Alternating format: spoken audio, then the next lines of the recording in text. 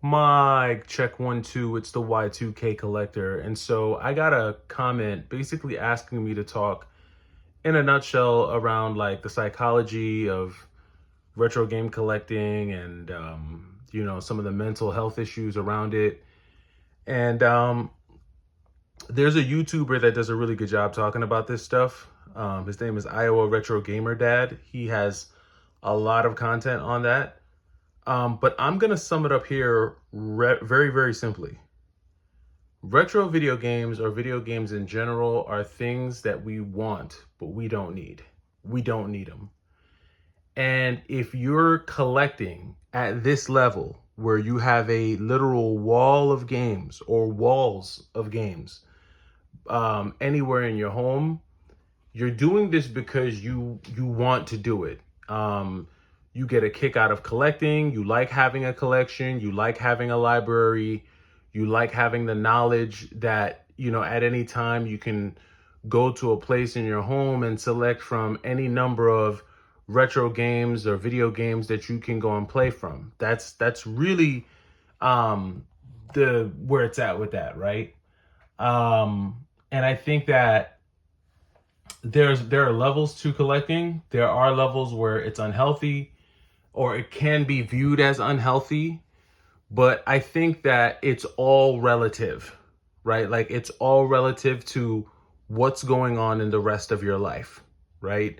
So if you have a wall of games, a wall of video games, but you have nothing else going on in your life, you don't have any education, you're not progressing socially in life, you're you know you're financially, not in a good spot. Like if all the other areas of your life are toast, but you have this amazing wall of games, then I'm going to be the first to say that your collecting is unhealthy and it's probably a detriment to your overall life, to just what you're doing with your life, because there's a hierarchy of needs in life. There's a priority of things that you need to be doing as a man or a woman. And so if video games are at the forefront, if they are the center of your life, then I would probably say that it's something that you would need to look at, right?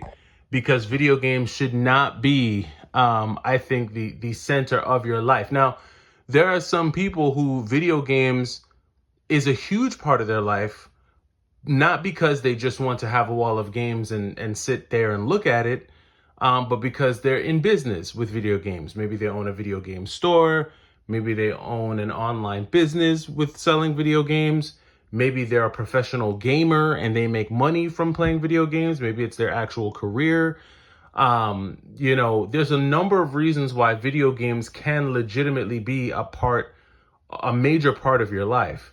But from the standpoint of just collecting video games, I do think that there's a level of where it can become unhealthy. But that's not just with video games. That's with anything.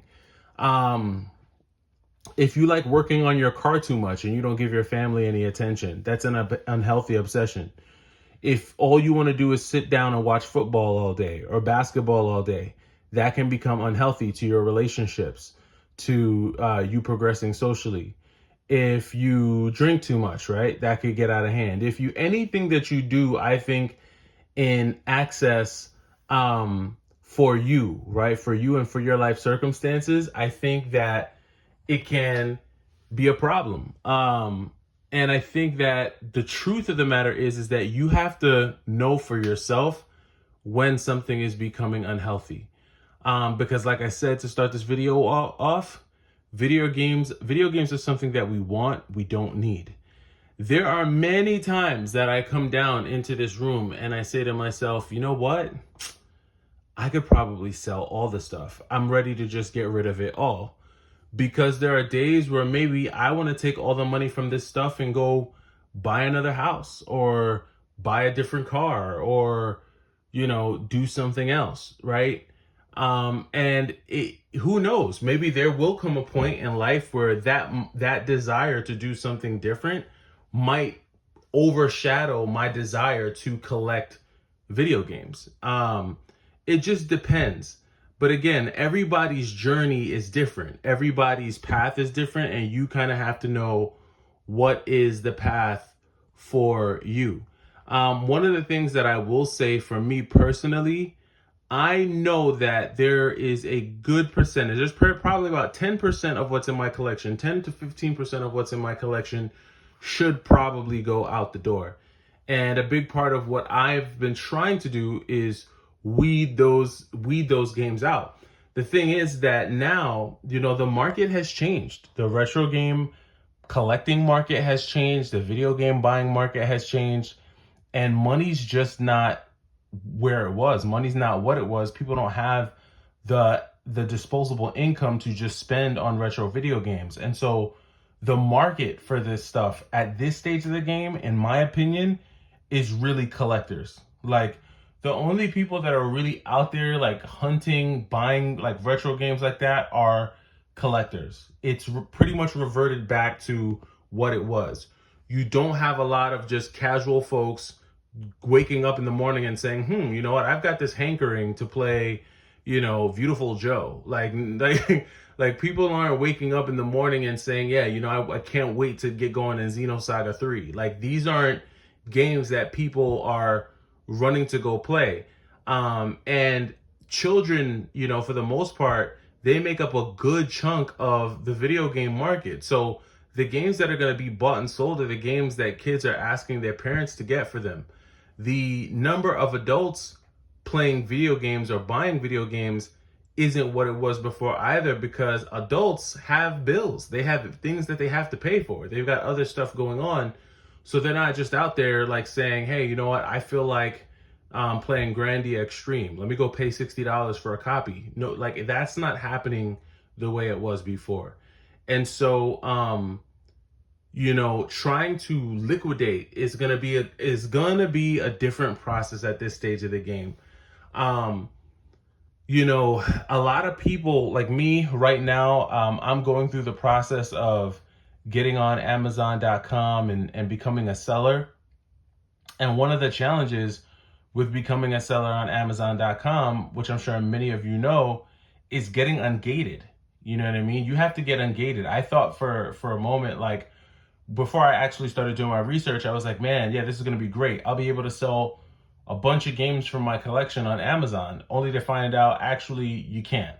You have to apply to be able to sell some of these products. And a lot of times Amazon is requiring you to show an invoice that you purchased 10 of these items from a reputable distributor or retailer.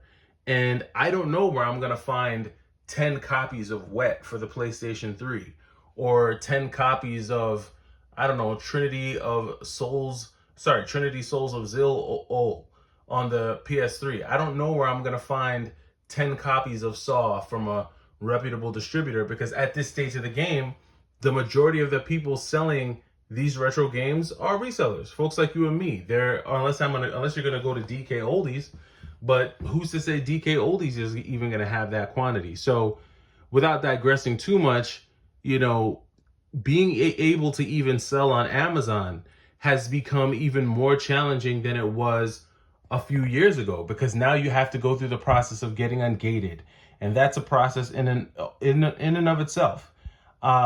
Obviously, you could go to eBay, you could go to Mercari, you could go to OfferUp, you could do things like that. But there's a lot of competition on there, depending on the game you're trying to sell. And a lot of people are trying to offload stuff. And, either it's going to be one of two things. And I got this comment on my channel. Somebody commented on my channel that they were just tired. They wanted to get rid of their collection, and they pretty much sold their collection and got 40% of the full value, or of the value of the collection. Another person said that I think that they sold their collection and got 70% of the value of their collection. I mean, if you can get 70% in this market, you're doing good, right? But in order to get 70%, you got to be selling like good stuff too. You're not going to get 70% for Call of Duty 2. You're going to get 70% if you're selling things that people actually want, if you're selling quality games that go for a high dollar. So, again, I say all of that to say that, like, You know, it's an ebb and flow with collecting. And this is a big part of the reason why I've always felt good about selling a bunch of games, you know, buying games and then selling a bunch of games out of my collection so that I don't get too attached. And I think that's kind of where I'll end off. I never really want to feel super attached to anything. Video games, a car, a house, anything. I can't remember what movie it was. I think it was Heat with Robert De Niro. He says, never get so attached to something that you couldn't leave it in 10 seconds flat or something like that. Somebody who's seen that movie, it's with Robert De Niro and Al Pacino. Classic movie. You got to watch it. Heat. If you've never heard of it, check it out. But basically, De Niro's like, listen, don't get attached to anything because when you're attached to things, they make you weak. And I never want to get so attached to a collection or video games that if I were to sell it all, I'm in a corner crying somewhere. No, these games are great. It's been fun building this collection. Do I think I will keep all of these games forever? Probably not. Probably not. A lot of these will probably go straight out the door and into the hands of someone who's maybe building a collection or looking for some rare pieces. Because I do have some rare pieces, but we'll see. But with all that being said, go and check out some of Iowa Retro Gamer Dad stuff. He's got some really good content on, you know, video game collection addiction and things like that, and he can probably give you a good perspective. But at the end of the day, remember, these are things that we want, not things that we need. It's the Y2K Collector. Take it easy.